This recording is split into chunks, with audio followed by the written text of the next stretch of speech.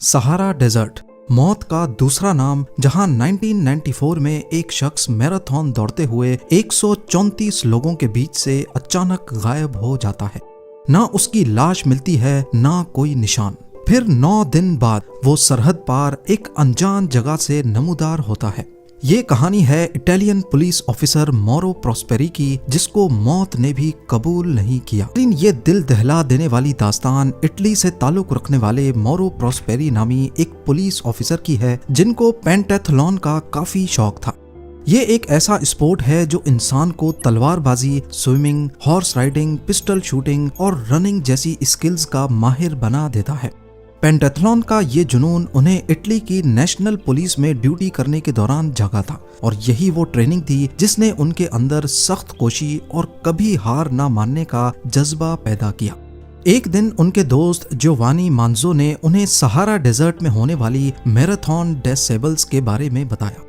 ये दुनिया की मुश्किल तरीन रेसेस में से एक शुमार की जाती है। इस रेस की दहशत का अंदाजा इस बात से लगाएं कि इसमें ना सिर्फ 251 किलोमीटर का फासला अकेले तय करना होता है, बल्कि ये कारनामा अंजाम देने के लिए सिर्फ 7 दिन का वक्त होता है।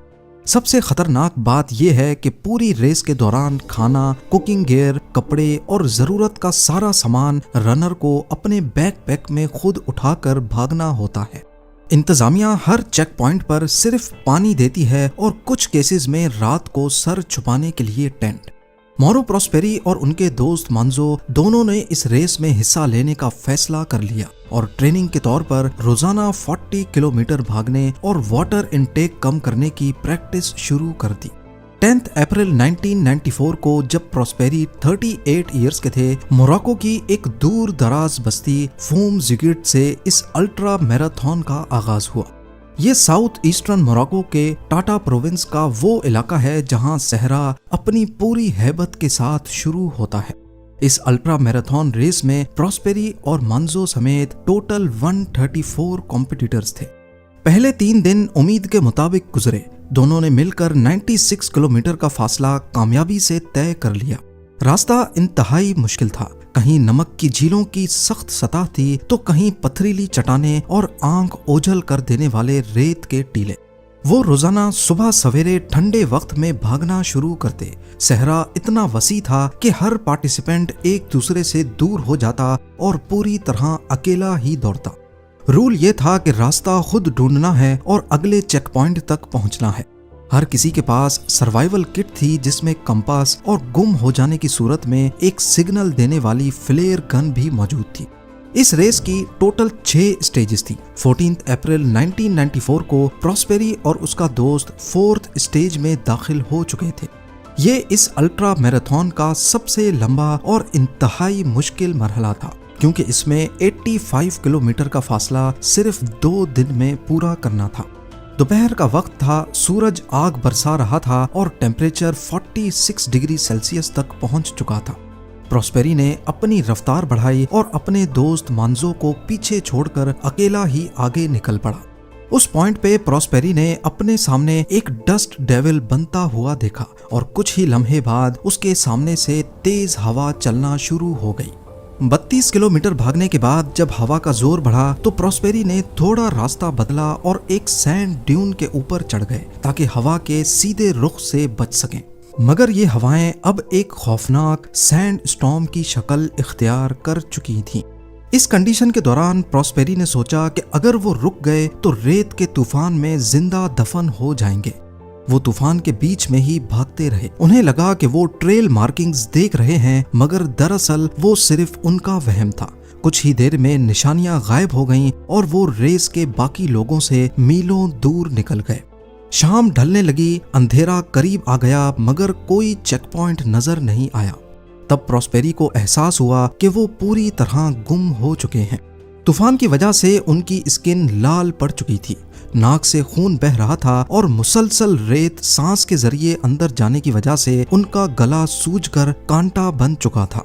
मायूस होकर उन्होंने वो रात एक झाड़ी के किनारे गुजारी, अपना मुंह टॉवल से ढका और इस उम्मीद में सो गए कि शायद कल का सूरज कोई नई राह दिखाएगा। 5वें दिन की सुबह का मौसम काफी बेहतर था। प्रॉस्पेरी अगले 4 घंटे तक मुसलसल भागते रहे। जब वो एक बहुत बड़े रेत के टीले पर चढ़े और चारों तरफ नजर दौड़ाई तो उनके होश ही उड़ गए। ना कोई रास्ता, ना कोई निशान। जहां तक नजर जा रही थी सिर्फ रेत के टीले ही टीले थे। इस वक्त तक प्रॉस्पेरी का पानी खत्म होने के करीब था। हाइड्रेशन बरकरार रखने के लिए उनके पास सिर्फ एक ही ऑप्शन बचा था। मजबूरन उन्होंने अपना ही वेस्ट लिक्विड रिसाइकल करके पीना शुरू कर दिया। 5वें दिन का सूरज ढलने के करीब था कि अचानक उनके कानों में एक आवाज पड़ती है, एक हेलीकॉप्टर की आवाज। उन्हें लगा उनकी दुआ सुन ली गई है। प्रॉस्पेरी ने बिना वक्त जाया किए अपनी फ्लेयर गन निकाली और पायलट की तवज्जो हासिल करने के लिए सिग्नल फायर किया। मगर शायद कुदरत को कुछ और ही मंजूर था। सूरज की ढलती हुई रोशनी इतनी तेज थी कि फ्लेयर की चमक उसमें दब कर रह गई। पायलट ने उन्हें नहीं देखा और हेलीकॉप्टर आंखों से ओझल हो गया। प्रॉस्पेरी एक बार फिर मौत के उस खामोश समंदर में अकेले रह गए थे। उन्हें एहसास हो चुका था कि अब कोई उन्हें ढूंढने नहीं आएगा। अब ये जंग उनकी अपनी हिम्मत और सहारा के बेरहम मौसम के दरमियान थी। छठे दिन कई घंटे तपती धूप में चलने के बाद उन्हें दूर होराइजन पर एक पुरानी और खस्ता हाल इमारत नजर आई। ये एक पुरानी मजार थी जो सदियों से खाली पड़ी थी। प्रॉस्पेरी की जान में जान आई क्योंकि उन्हें लगा कि शायद यहाँ कोई लोकल लोग मिल जाएंगे या कोई पानी का कुआं होगा। लेकिन जब वो लड़खड़ाते कदमों के साथ अंदर दाखिल हुए तो वहाँ कोई जिंदा इंसान नहीं था, बल्कि सिर्फ एक पुरानी कब्र थी जहां खामोशी ने उनका इस्तकबाल किया। प्रॉस्पेरी ने हिम्मत नहीं हारी। उन्होंने अपने बैकपैक से इटली का छोटा सा झंडा निकाला और मजार की छत पर लगा दिया, इस उम्मीद में कि शायद कोई गुजरता हुआ तैयारा इसे देख लेगा। लेकिन असली मसला भूख और प्यास का था। उनका जिस्म सूख कर कांटा हो चुका था। तभी उनकी नजर मजार की छत पर लटके हुए चमगादड़ों पर पड़ी। जिंदा रहने की जिद्दोजहद इंसान से क्या कुछ नहीं करवाती। प्रॉस्पेरी ने उन चमगादड़ों को पकड़ा, अपनी पॉकेट नाइफ से उनकी गर्दनें काटी और उनका गर्म खून पीने लगे ताकि अपने जिस्म की नमी को बरकरार रख सके।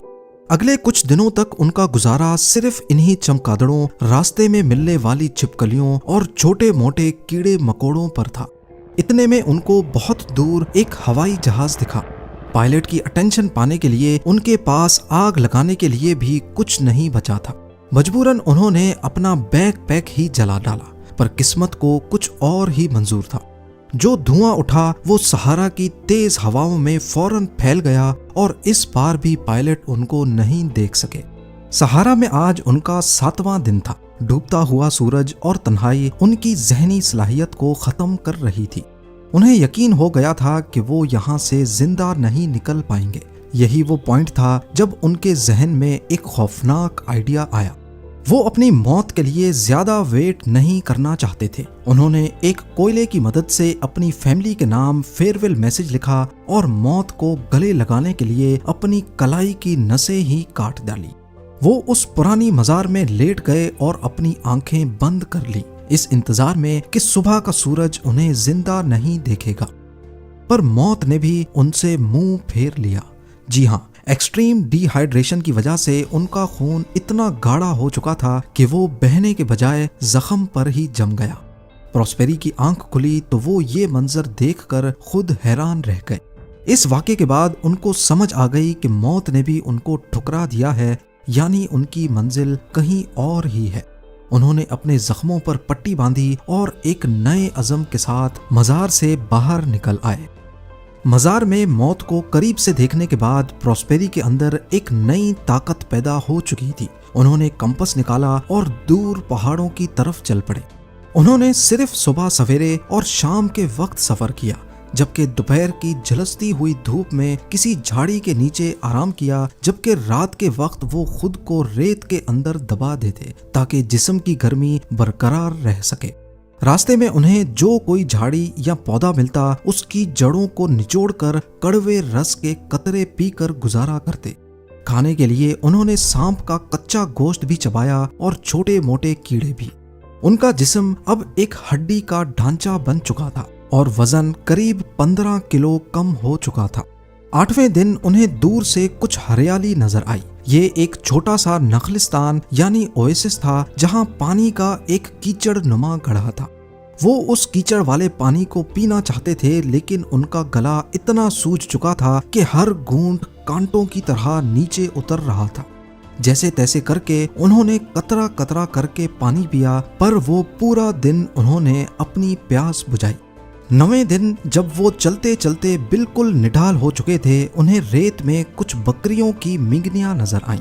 वो उन मिंगनियों का पीछा करते करते बकरियों तक पहुंच गए जहां एक छोटी लड़की उनको चरा रही थी। 6 दिनों में पहली बार वो किसी और इंसान को देख रहे थे। प्रॉस्पेरी फौरन उस लड़की की तरफ भागे, लेकिन उनका होलिया इतना खौफनाक था कि लड़की देख कर ही भाग गई। खुशकिस्मती से वो लड़की अपनी दादी को लेकर वापस आई। सहराई लोगों ने प्रॉस्पेरी की हालत पर रहम खाकर उनको पनाह दी और खाना पेश किया, पर मैदा इतना कमजोर था कि वो कुछ भी खाते ही उल्टी कर देते। प्रॉस्पेरी को बस्ती वालों ने ऊंट पे बिठाकर करीबी मिलिट्री कैंप भेजा, जहां उनको जासूस समझकर अरेस्ट कर लिया गया। जब उनकी शनाख्त पूरी हुई तो पता चला कि मोरो प्रॉस्पेरी भटकते हुए मोरक्को से निकलकर अल्जीरिया दाखिल हो चुके थे। वो अपनी रेस के ट्रैक से तकरीबन 291 किलोमीटर दूर निकल आए थे। उनकी बीवी और घर वाले उन्हें मुर्दा समझकर उनकी उम्मीद छोड़ चुके थे, लेकिन जब 9 दिनों बाद उनकी पहली कॉल घर पहुंची तो पूरे इटली में जश्न का समा था। प्रॉस्पेरी को हॉस्पिटल में कई दिनों तक रखा गया। डॉक्टर्स का कहना था कि प्रॉस्पेरी के ऑर्गन्स इतने डैमेज हो गए थे कि मौत पक्की थी, पर उनकी हिम्मत ने उन्हें मरने नहीं दिया। हैरत की बात यह है कि इतने खौफनाक तजर्बे के बाद भी प्रॉस्पेरी का सहारा से इश्क खत्म नहीं हुआ। उन्होंने बाद में 6 बार मजीद इस रेस में हिस्सा लिया और एक मर्तबा तो 13th पोजीशन भी हासिल की। आज मोरो प्रॉस्पेरी 70 बरस के हो चुके हैं, मगर उनका जुनून आज भी वैसा ही है। वो कहते हैं कि जिस सहारा ने उनकी जान लेनी चाहिए थी, उसी सहारा ने उन्हें जिंदगी का असली